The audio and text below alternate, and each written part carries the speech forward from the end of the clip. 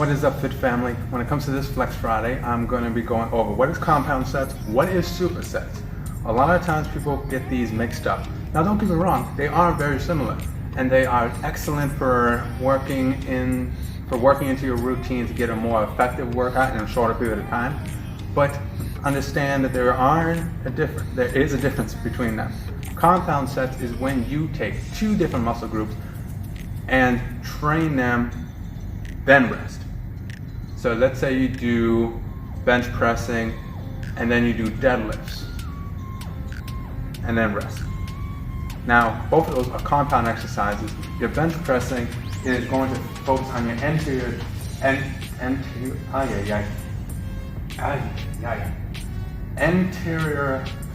training. So it's basically if you were to take a line and pretend that it's going straight down, right? Everything on the front of my body is anterior. Everything on the back of my body is posterior chain. By doing those, you are now making it so you have your entire upper body being fired. Now, a lot of times people forget this, but your bench press, if you're using the right technique, you're actually using your legs. The proper technique is to use your leg drive to help with moving the weight up. Most people, especially nowadays, you'll see where they're raising their legs, or when they start to struggle, they take their legs out, which makes it worse. You have a higher probability of injuring yourself, and now you have now just weakened yourself due to decreasing your stability.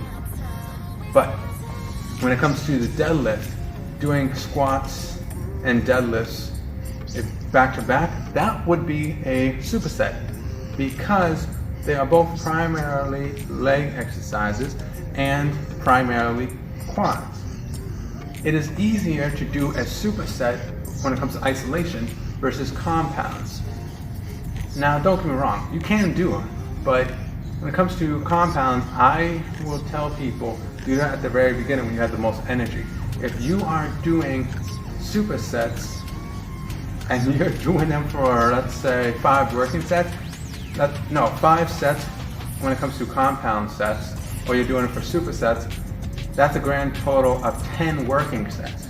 That is going to tire you out real quick.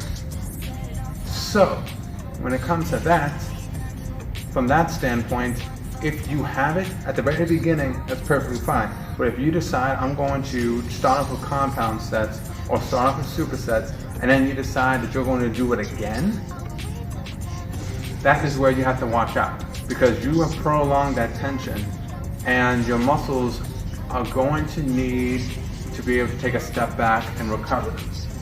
Which is why a lot of people, they utilize circuit training, they utilize supersets, they utilize compound sets for people who only have a short period of time to go into the gym, or a short period of time to train at the house, short period of time to train outside, or something like that. Because it's not meant to be done for a long period of time.